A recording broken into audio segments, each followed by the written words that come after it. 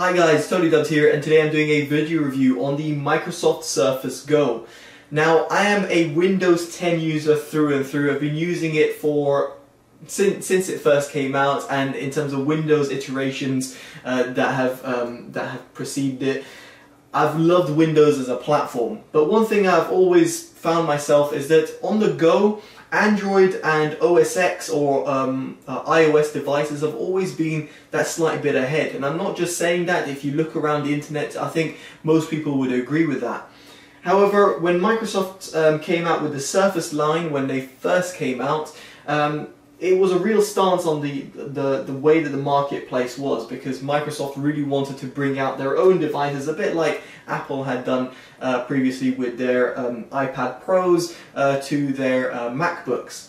Now, the Surface Go is really aimed at people who want a portable device. It's a pretty lightweight device with a 2-in-1 detachable design. In other words, the keyboard comes away from the main unit. However, that doesn't mean that you're going to get a tablet experience or you're going to get a fully fledged laptop experience. What you're getting over here is a kind of a hybrid. You've got a wannabe laptop in terms of performance wise and in terms of the type cover, as Microsoft call it, but then also you've got this sort of tablet design which is quite lightweight, allows you to take it anywhere and store it with you wherever you go. So I've been using this for about 1 to 2 months now, pretty much on and off, just simply because I wanted to try it out in different scenarios. Even my girlfriend got to use it herself, taking notes, and this is an honest review of the device. Now, before getting into the build quality, design, performance and all that lovely stuff that you guys came here to watch, let's talk about price. Now, the Surface Go starts at £379. However, the £379 gets you 64 gigabytes of internal storage and a 4 gigabytes of RAM. Now, that might not seem bad on paper, except when you dig deep and you look at, well, dig deep, or you just look into it and you see the 64 gigabytes is eMMC storage, you'll want to avoid that. And the reason why is because eMMC storage is very slow. On the other hand, the 128 gigabyte version, which starts at £509, so a significant jump in price, not only gets you double the storage space, but gets you a significant boost in performance. And by that I mean the storage is an actual SSD, not eMMC. What I'm trying to say over here is that I'll be reviewing the £509 product, because that's the one I was sent, but also that's the one you should realistically be looking at if you want a fast performing device. Now, that £509 isn't going to get you the Microsoft Surface Pen or even the type cover, which is the keyboard. Those are additional extras and they come at a premium, such as the keyboard starting at around £100. Now, that's quite a lot of money. When you add it all on top, you're looking at competing with the iPad Pro, fully fledged laptops like 14 to 15.6 inch Windows laptops, and even the likes of the Samsung Galaxy Tab S4. So the Microsoft Surface Go really has its work cut out. But without further ado, let's go into this review and talk about the build quality. First of all, there's that retractable keyboard design. As I said, the keyboard is an additional extra. But as you can see underneath, you've got the connectors. Now, in case you're wondering, it uses the same connectors as the regular Surface laptops. However, the Surface Go has a shorter shorter keyboard. So therefore, it's going to be a different sort of size that you're going to need. Now, the actual in tablet mode, or let's say in Windows 10, if you disable tablet mode, it will automatically rotate, as you can see, as it's doing there. Now, there's a little kickstand over here. The kickstand allows quite a lot of adjustment, and at its very most, there's a little bit of spring back, allowing you to have a slightly raised profile. Now, of course, this can be fully put in, like so, and therefore allows you to have this on the go. Now, at the top you've got a power button and a volume rocker. On the right hand side you've got a USB-C port which can be used for display output, Also charging, which is slow charging, and can be used for data transfers. You've got a 3.5mm headphone jack. Good job Microsoft for including that, unlike some of its competitors.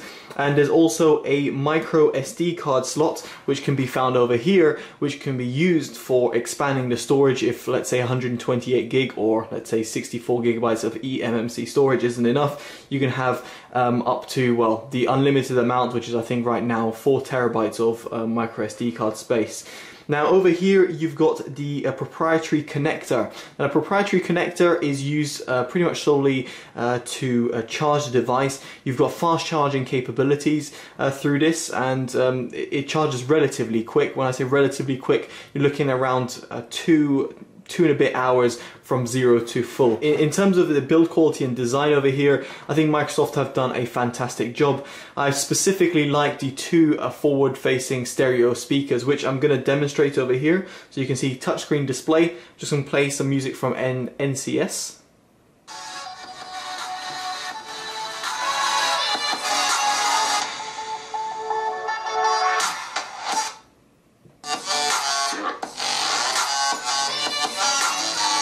Now as far as laptop speakers go, it does a decent job. It's not going to be mind-blowingly good. I would highly suggest a Bluetooth speaker for £30. It'll far outclass the sound quality that you get from the sort of tablet. However, having forward-facing stereo speakers is quite nice for a good experience, especially when you're watching movies or you're watching a show, or even if you're just watching, let's say, some football and you just want to have the music or the sound coming straight at you. I like what Microsoft have done over here with the 2 small speakers. Now you've got 2 cameras, one at the front and one at the back, both of which are 1080p cameras. The one at the back is 8 megapixel, the one at the front is 5 megapixel. Now the front one is of course going to be useful for Skype calls, and the rear one as well for showing someone, you know, what you're looking at. However, the most important thing over here is the fact that it enables Windows Hello. Now Windows Hello is basically facial recognition, allows you to sign into your device really quickly just by looking at it. However, I wear glasses, and unfortunately it's not as advanced in order to keeping up with my glasses. So therefore I need to get off my glasses in order for it to pick up. But when it does pick it up, it is very quick indeed. And now let's talk about the display. Now the display that Microsoft have used over here is a 10-inch Pixel Sense display. In other words, it runs at 1800 times 1200 pixels, giving it a average of 217 pixels per inch. In other words, here you're going to get a really nice resolution for the size, and on top of that you're going to get an IPS display with 10-point touch, as in it's a 10-point multi-touch display with Gorilla Glass 3, so you can take your keys at it and it's not going to make any marks. Now what I found with the actual display quality in terms of how well the colors are reproduced, the contrast ratio, even in terms of viewing angles, I must say I was very impressed with the Microsoft Surface Go. It's among the most beautiful displays I've seen on a small factor or small sized laptop device. Most budget laptops have TN displays or really poor IPS displays. Here I think Microsoft have really nailed it in terms of the overall color accuracy, the contrast ratio. You're going to really enjoy watching shows, watching movies, or let's say watching my favorite artist Bruno Mars sing his favorite song. So now let's talk about the type cover integration. So I've got Microsoft Word over here. So without further ado, let's just go with a little typing.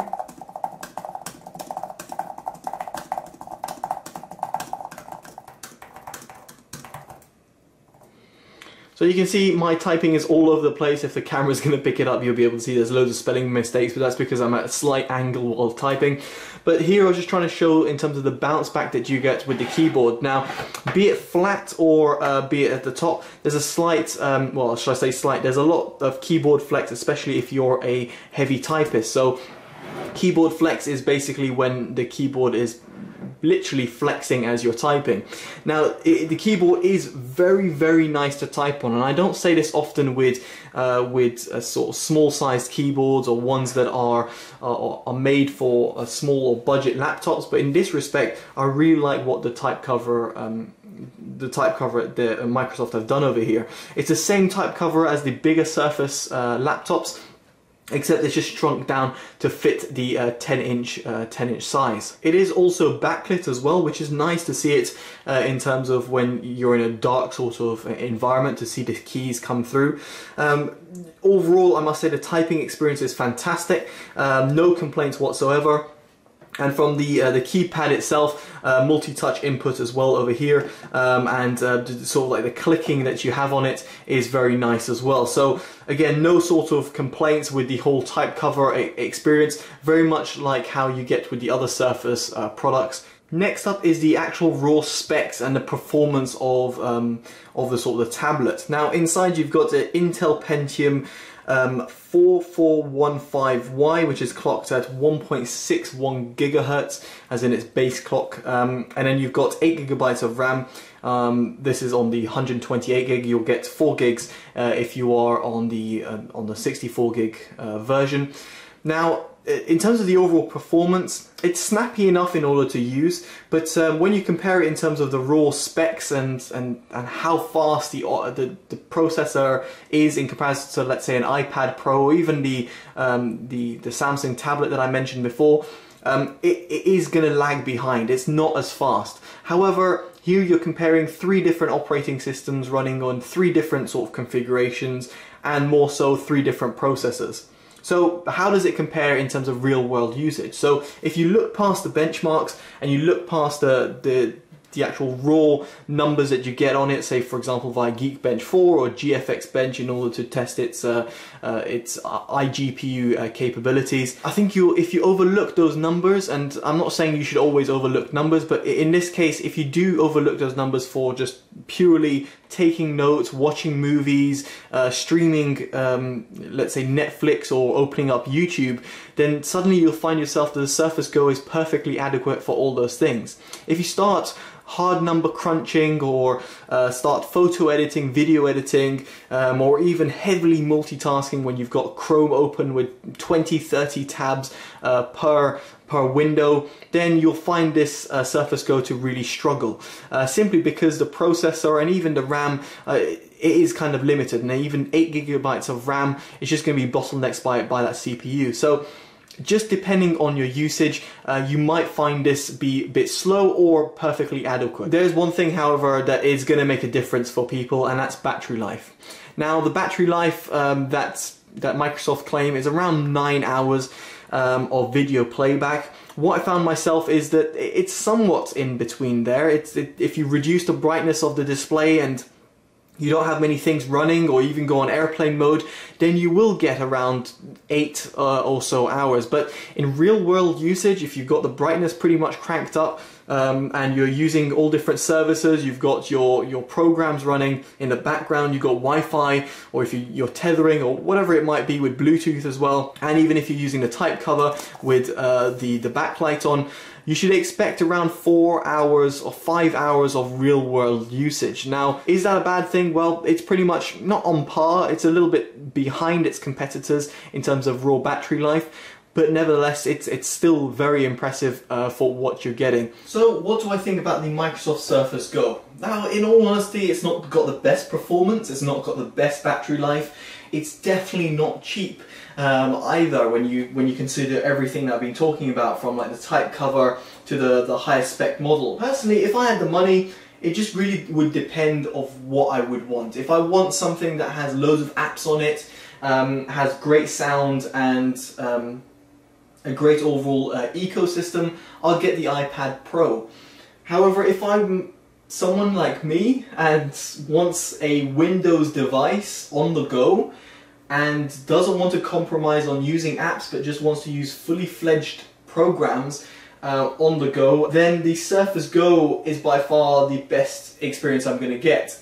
And finally, of course, you've got the Android alternative, but I don't think Android really competes with iOS, let alone with Windows 10, at least in the tablet space. I don't think Android tablets are quite there, and that's coming from an Android user through and through when it comes to their mobile.